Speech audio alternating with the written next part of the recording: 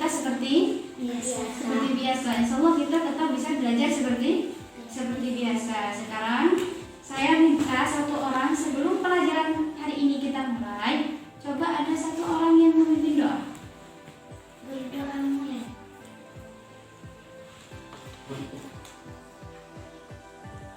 Berdoa selesai. Alhamdulillah di kesempatan siang ini kita bisa belajar. Sekarang kita akan belajar materi mata pelajaran Aqidah Ahmad ya.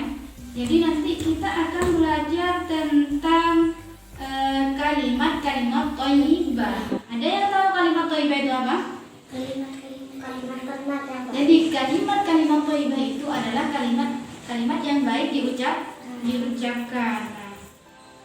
Kemudian selain itu nanti kita juga akan belajar pengertian tentang sifat-sifat Allah yang terkandung dalam Asmaul Husna. Ya, salah satu sifat Allah yang terkandung dalam Asmaul Husna. Kemudian selain itu nanti kita juga akan membahas bab tentang pengertian qada dan qadar. Kemudian kita akan belajar apa sih marah itu dan bagaimana caranya kita menghindari sifat marah ya.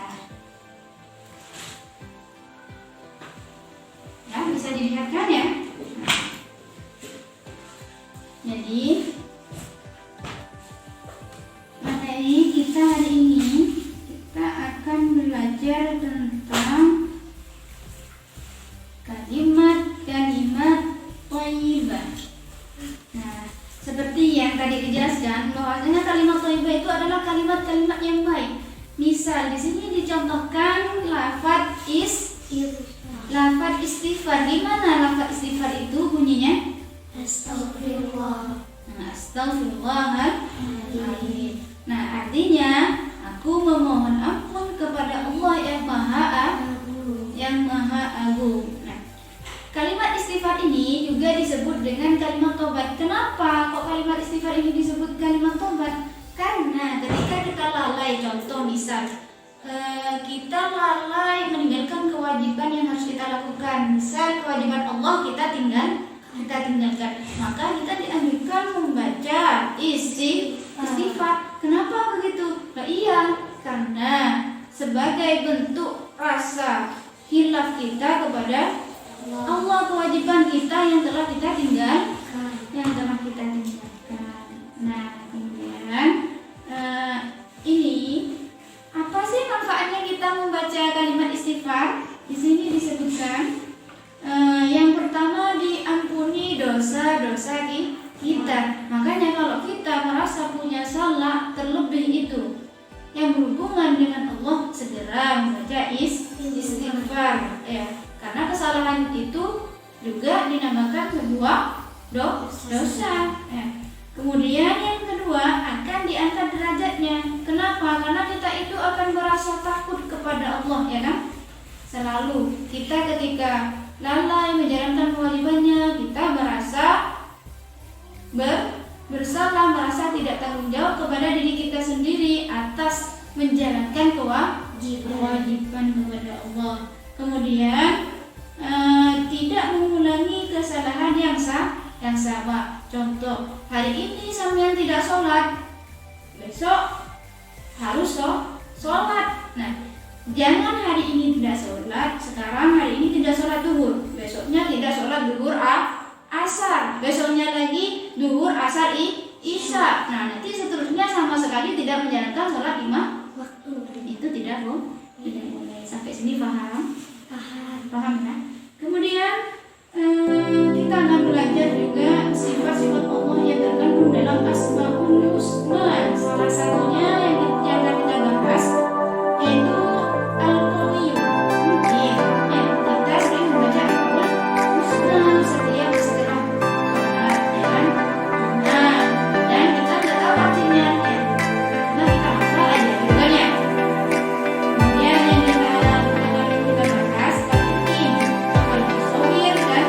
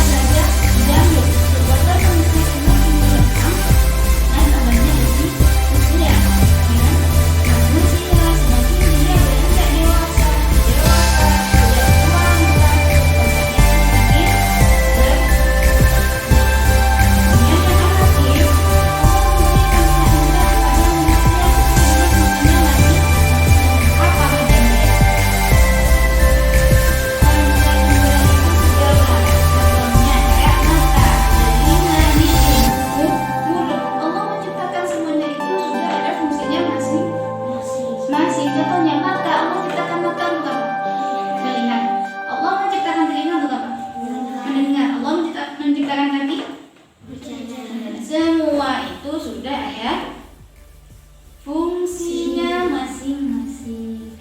Kemudian al-musawwir seperti tadi yang dijelaskan, Allah menciptakan manusia dengan bermacam-macam bentuk rupa. Kemudian yang terakhir al-qadir, Allah memberikan rahmat dan menjatuhkan hukuman bagi siapa saja yang dikehendakinya, dan tidak ada satupun yang dapat menolak kehendak Allah. Sampai sini paham? Paham ya? Ini Asmaul Husna yang biasanya kita baca sehari-hari. Ada berapa? 99. Kemudian makna dan arti dari sifat marah atau cara kita menjauhi sifat marah. Mungkin setiap manusia itu punya sifat pemarah. Siapa yang tak pernah marah? Gak ada kan ya? Pasti pernah marah ya. Cuma yang membedakan apa?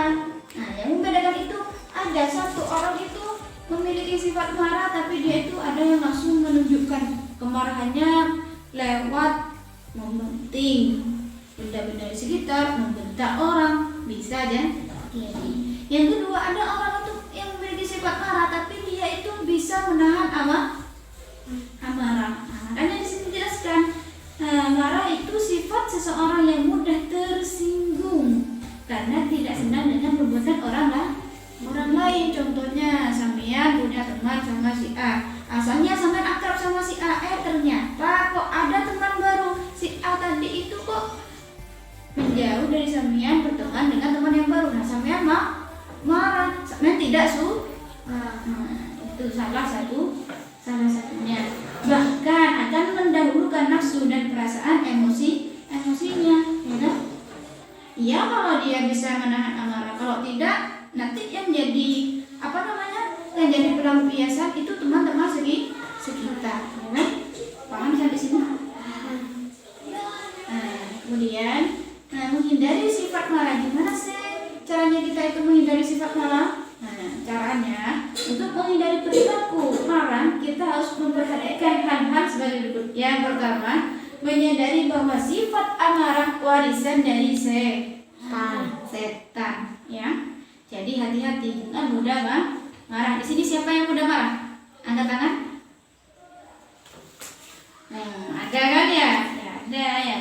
Kemudian akibatnya yang ditimbulkan adalah sesuatu yang buruk, ya kan? Sesuatu yang buruk akan ditimbulkan.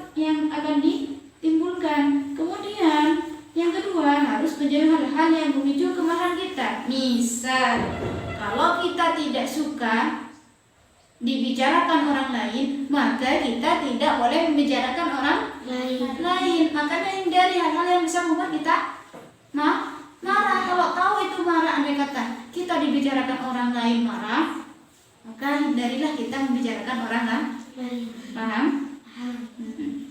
Kemudian kita akan belajar, ini bab terakhir, kita akan belajar tentang qada dan qadar. Apa sih qada itu sama qadar? Ya.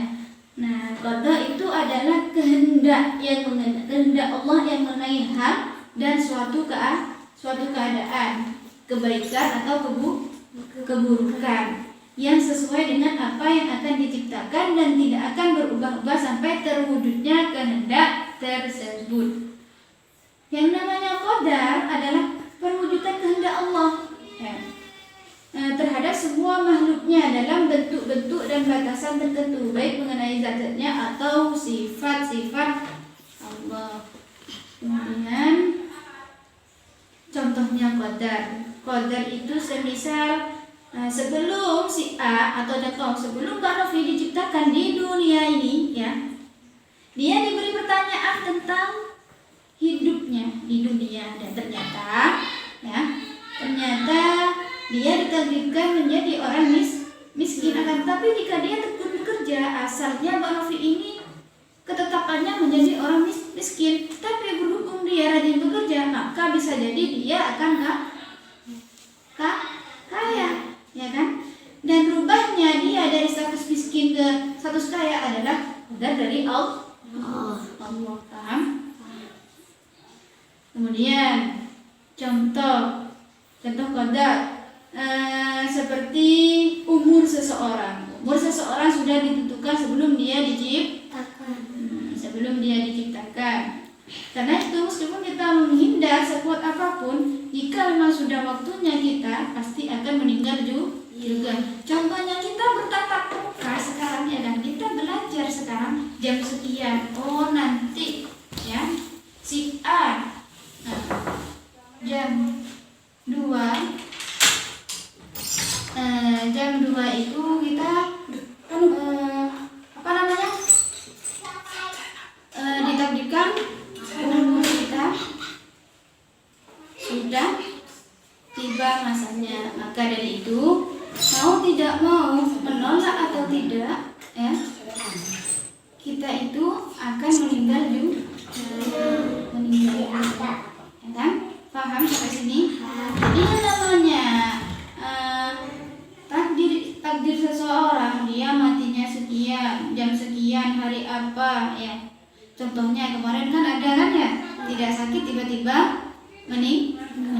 Itu semua sudah ditakdirkan oleh Allah, sudah ditetapkan oleh Allah. Sampai sini paham? Paham ya. Nah, jadi kalau paham ya, tadi apa kalimat istighfar?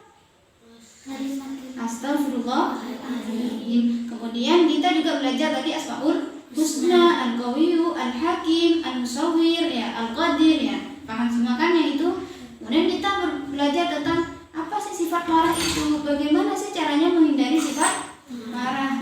Kemudian kita juga berbicara tentang qada dan qadar, yang itu hal yang sangat berpengaruh kepada kehidupan kepada kehidupan kita. Sudah ya. Jika memang sudah paham dan tidak ada yang ditanyakan, saya cukupkan sekian ya. Semoga pelajaran siang ini bisa membawa manfaat bagi kita semua. Amin ya rabbal alamin. Nah, sebelum ditutup silakan ada yang pimpin doa.